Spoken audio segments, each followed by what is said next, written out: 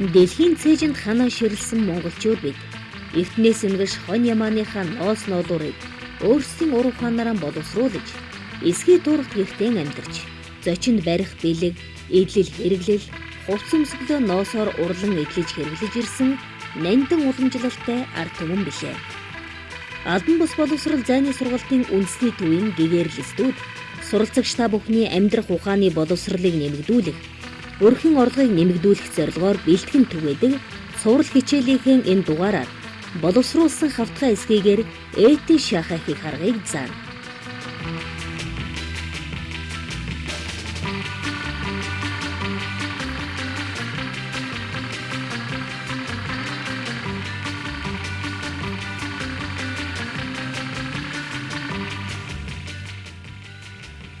Сурал хичээлийнхэн өмнөх дугаараар ноос боловсруулах аргачлал, битүү шахаа хэрхэн хийх аргыг заасан билээ.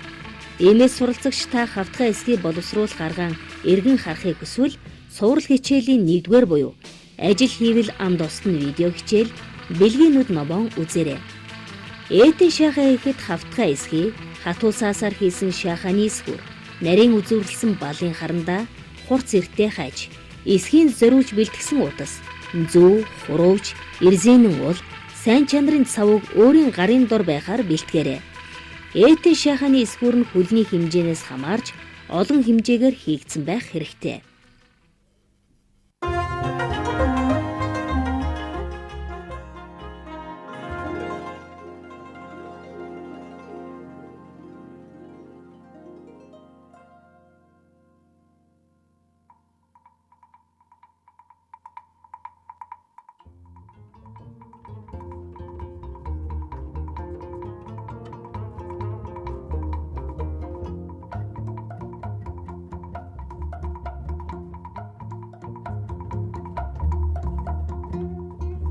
За одоо энд зөвдөлөө харж байна л да тий.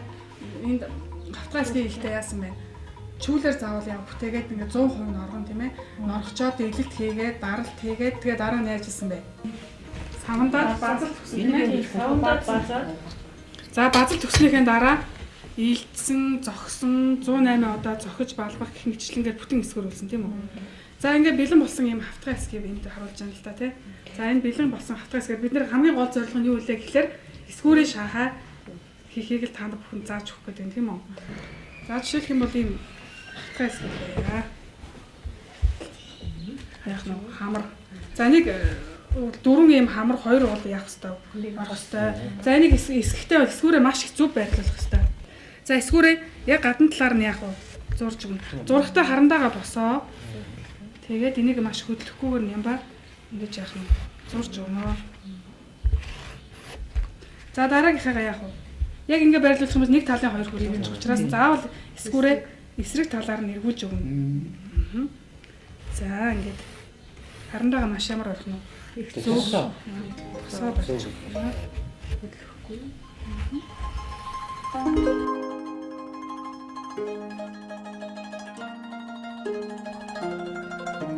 Хавтгай эсхийн дээрэн эсгүүрэн тавьж, харандаагаан босоо барьж эсгүүрэн зураарай.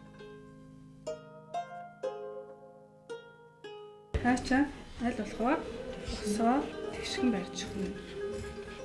Тул анхаарах зүйл тийм үү? Хаажлахад амархан юм шиг хэрнэ. Энэ хаажсан энэ гадаргуу маань маш ямар ах хэвээр тэгшгэн байх хэвээр. Энэ маань ингээл нурын өмцөм орчих юм бол маш муухай болно шүү дээ. Улан дайли дээр болтоо болчих юм шүү дээ. Тийм учраас хааж маш жигдхэн босоо барьж өгөх хэвээр. За улаа эсгэж дуусныхаа дараа улан дээрээ бид нэр яах хэвээр ширэх хэвээр. Ягаад ингэ ширж яана гэхлээр энэ маань нэгдүгээрт хатуу болж өгнө, хоёрдугаарт ном уул гэж уул байгаа. Тэр ном уулаа тогтоох зорилгоор зураг зурцсан байх хэвээр тийм ээ. Зураг зурчаад цоолбор хийм ингээд харандаага маш жигд босоо бариад олон дахин ингэж эргүүлж бүргэлж өгнө шүү дээ тийм ээ. Эсгүүрийн дагуу хаачлаа дараа нь эсхийгэн эсгүүрт гаргасан цоолбрын дагуу нарийн үзүүртэй харандаагаар цэгийг тодтгон зураг гаргаж эсгүүрэн буулгана. Энэ зургийн дагуу ширээсэн ойдол хийн. Ингэж эсхийн ширээсэн ойдол хийснээр эсхий бэхжиж хатууран бат бөх чанар нэмэгдэх давуу талтай.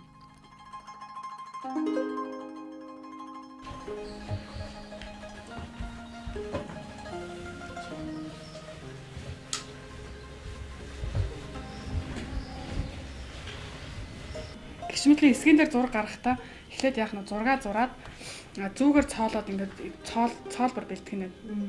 Жишээлхэн бол 40 ярьсан барин эдэн шаханы хамрын хээ явах нь шүү дээ. Эхлээд хээгээ зураад дараа нь цоолох нь тийм ээ. Цоолцсон нүхээрээ харандаага маш нарийнх үзүүрлж хагаад эсгүүрэн дээрээ тавьж хагаад ингээд яах нь эсгүүрээ болгож утгах. За чи эсгүүрээ болгоод үсттэй. Эсгээгээр ямар нэгэн эдлэл хийх гэж байгаа үйлчин танд хамгийн гол анхаарах зүйлийн нэг нь эсгүүр буюу үлгэр хэв юм шүү. Та үлгэр хэвийг нарийн хэмжиж зөв гаргаснаар таны урлаж байгаа эдлэл хэрэглэл, бэлэг дурсгалын бүтээл нь үн гүзэм цайтай чанартай болдог. Эсгийн эдлийн загвар хэмжээнээс шалтгаалan үлгэр хэвийг зузаан гялгарц улдаасаар хийж бэлтгэн. Энэ нь тухайн үлгэр хэв дахин ашиглагдах давуу талтай байдаг.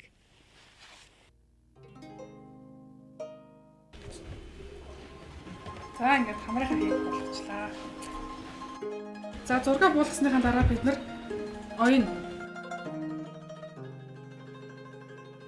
Эсгийгээр юу хийх гэж байгаагаас шалтгаалж чимэглэх ойдолд дараах ойдлуудыг хэрэгэлдэг байна.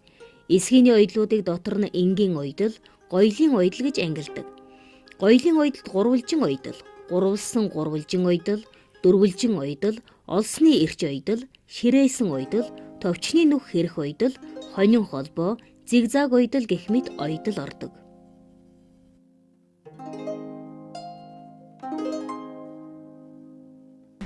Гоёлын ойдлуудыг ширээсэн ойдол, олсны эрч ойдлуудаар яах нь хонин холбоо гэх зэрэг ойдлуудаар оёхон байна.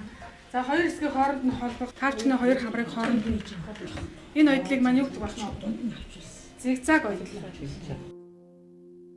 За утсыг ерөөсөө зангилж яах вэ? Ерөөсөө зангилдаггүй эсгийнт. За эхлэл дээрээ яах нь?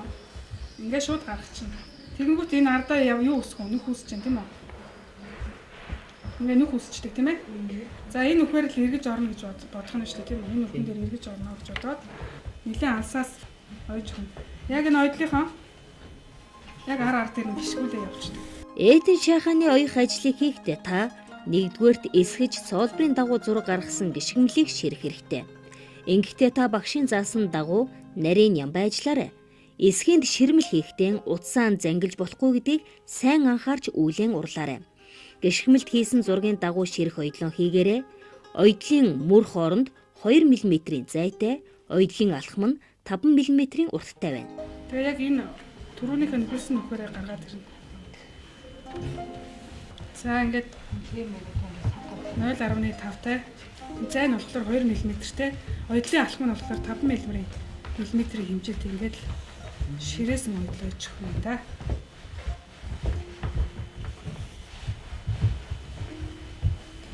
Нүдэн баримжаагаараа 5 мм ойно гэж бодоод хоорондох зай нь болохоор яг нь ойдлын хоорондох хэмжээ 0.2-оор. Тэгээ ард нь ингэсэн. Урд нь болохоор 0 яг хооронд алхам хоорондын зай 0.2 мм байх нь шүү дээ. Одоо яг жинхэнэ алхам нь болохоор 5 мм байх нь шүү дээ. За. Ингэж явах юм байна.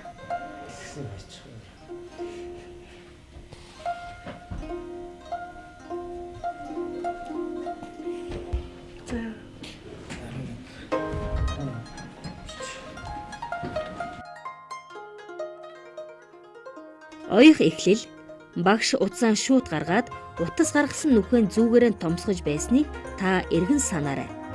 Энэ нүхээр битүү ширмэл хийсэн сүүлчийн учиг гарах ёстой юм шүү.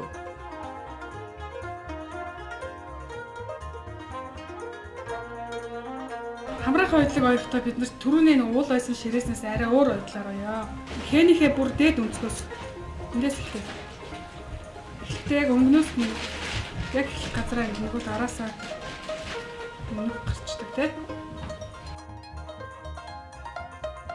Түүнээс арай зайдуугаар утсаа түрүүнийхээ яг адилхан ар дээр нь утсан дээрээ өөрөө хэлбэр утсан дээрээ хатгаад нэвт биш скинийхээ завсраар нь хатгаад ингэ утсаа бэхэлчдэг. Яг энэ утасныхаа ар дээр нь гიშгэлээ.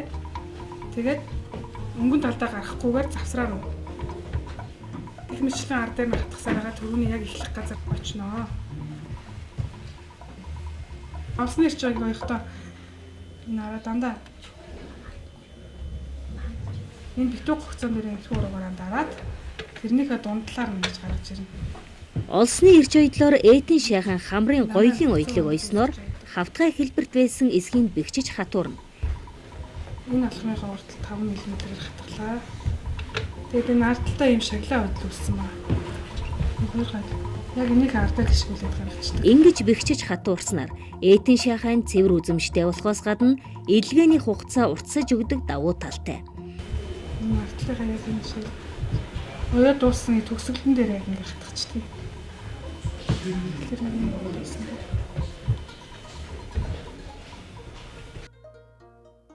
Тэгэхээр даваа тал нь болохоор энэ эсгийнхээ ард талд ингээ битүү юм шаглаа үүсгдэг.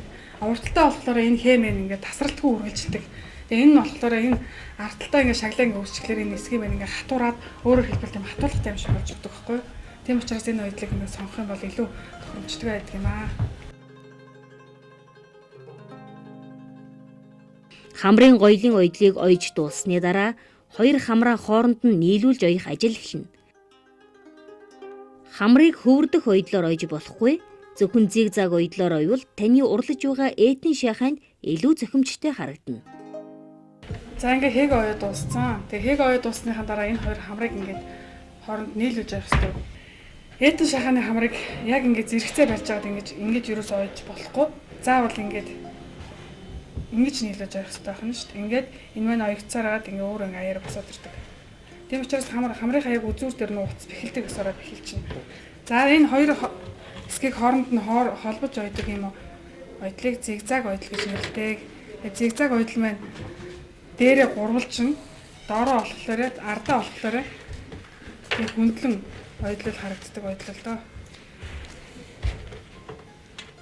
За энэ оёгтой энэ хоёр заагныхаа хоёр хажууд яг ижил хэмжээтэй байх хэрэгтэй.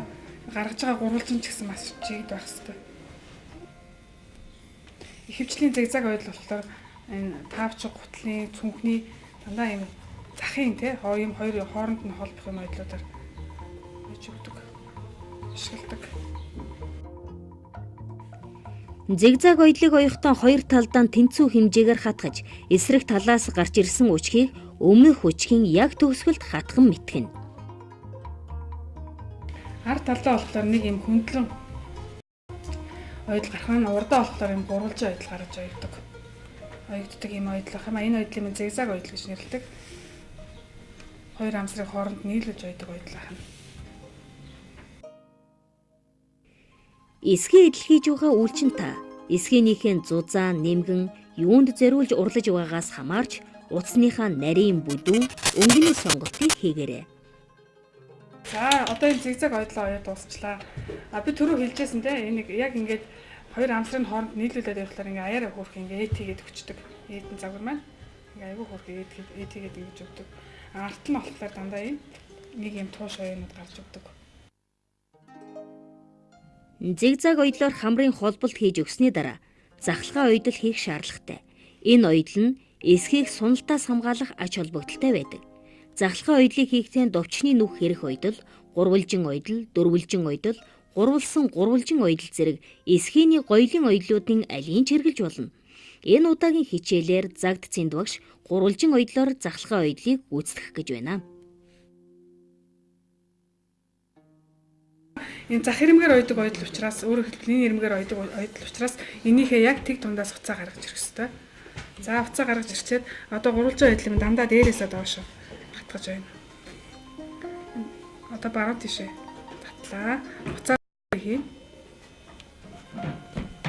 Зүүн тишээ татлаа. За дахиад гурвалжин ойлоо. Одоо энэ гурвалжин ойх дээш нь.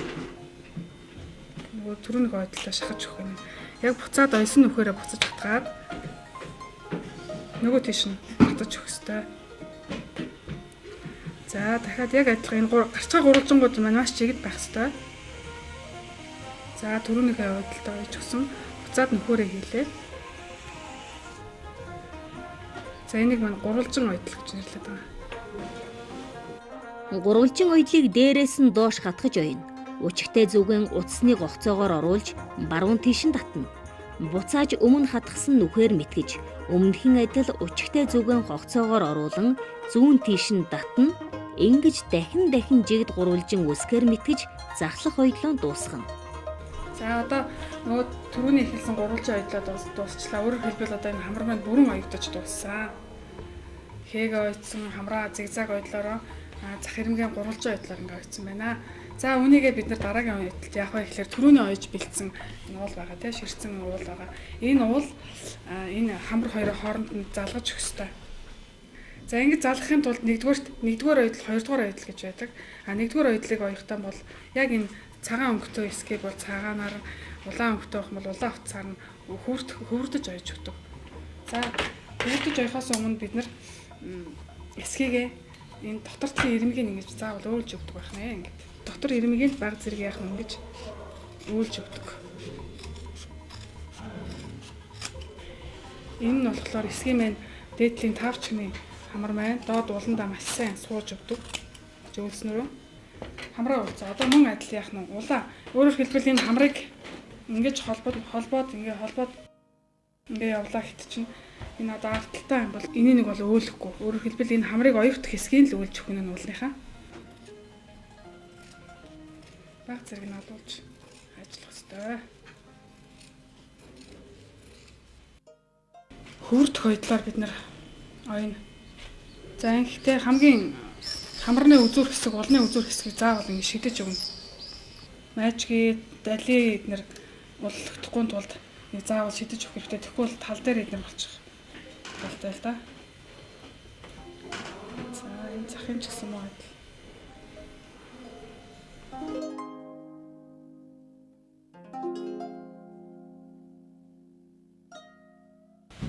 За уул нийлүүлэхдээ нэгдүгээр оёдол гэж байгаа. Энийг яг өнгийнх нь тухайн эсгийнхээ өнгөний утсаар ингэж хөвөрдөх оёдлоор хөвөрдөж өгнө.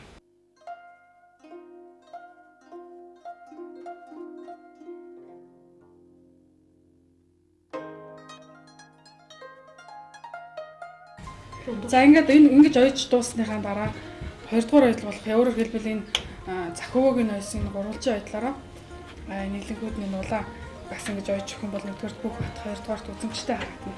Уул их бие хоёрынхаа яг дундуур нь ингээд хөрцнийхээ яг дундуур нь уцаа гаргаж ирээд. Тэгээд түрүүний нөгөө гурвалжин оёдол оёж ирсэн оёдлороо оёж өгнө.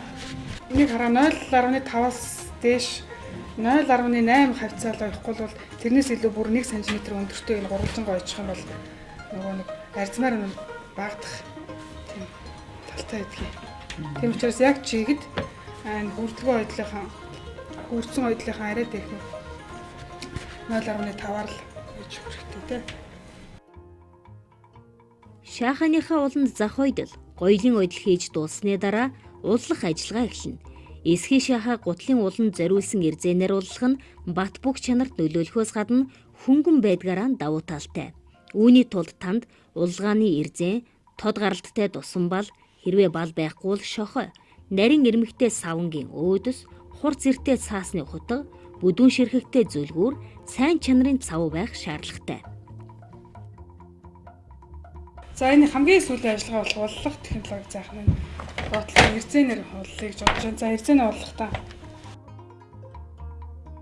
За хэмжээг авахдаа яг энэ улаа ингэж барьж гаад яг хэсгсоо ингэж сурч байна. Энэ уулныхаа эсгүүрээр ч гэсэн бас ингэ зурж өгч болно шүү. Зурж байгаа харандаага маш босоо орж өгнө.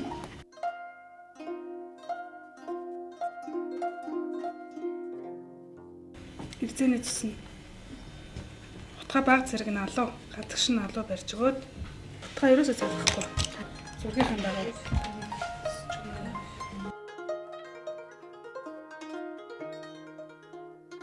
дахин анхаарах юм утга ерөөсөө маш хөдөлгөөнгүй. Дандаа гадагш нь алуу. Яг зургийн дагуу үргэлжлүүлээд л хаддаг юм да. За гэмшлэг. Хэрвээ энд ингээ өө байх юм бол точилн дээр бариад альсвал байхгүй тохиолдолд зүлгүүрдэж өгнө. Одоо бид нэр гэрээ нөхцөлд тавч хийж байгаа учраас точил байхгүй тохиолдолд шүү дээ ингээд зүлгүүрээр сайхан нэг зүлгүүртэй. Тэ. Ширхэгтэй зүлгүүрээр ингээд зүлгүүрдээ өө байх юм бол өө сайхан. Утгаан бас сайхан чимхэн байж байгаа болохоор багтаал өө.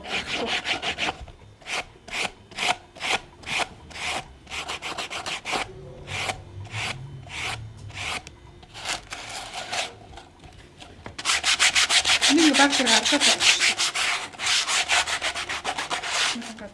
Яагаад ингэж байгаа юм гэхээр наад гэж байна те.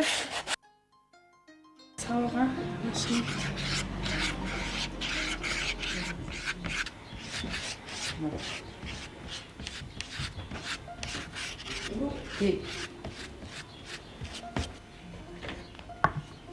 Зүлгүүрдэж арзгар болсон эрзэнэн ул эсгэж ойсон эсгэж яхааныхаа гадна ууланд шар цавуугаа нэмгэн жигд дүрхэнэ.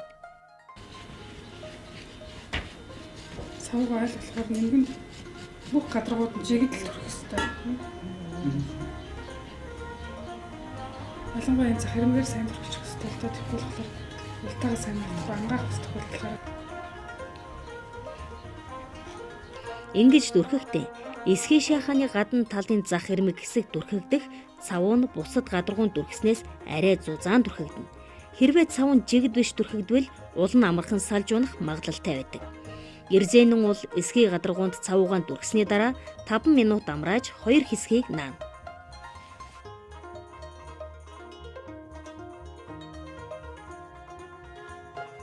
Наах ажиллагаа эхлэхийн өмнө үйлчин та гараа сайтар угаах хэрэгтэй. Таны гарт цавуу болон сав нь алдсан байвал таны урлаж байгаа бүтээл шаахаа бохирдох магадлал ихтэй гэдгийг санаарай.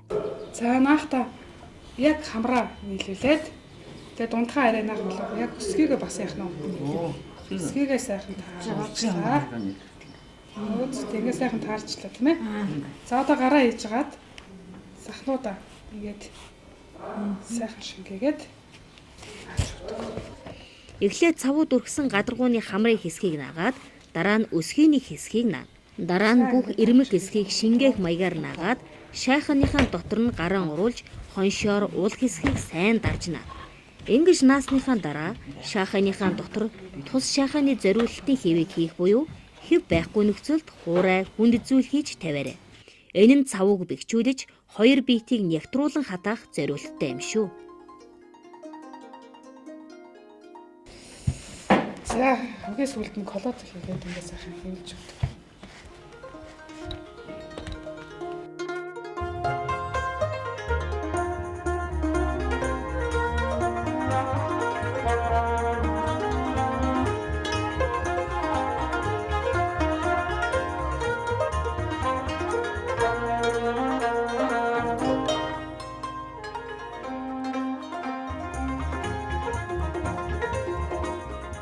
Хэсгээрээ бүх тэр сайн ойсон ойдлуудаар та бүхэн гэртээ одоо ийм олон янзын юм ууж болох юм аа гэдэг нь харж болж байна. Жишээлх юм бол одоо ийм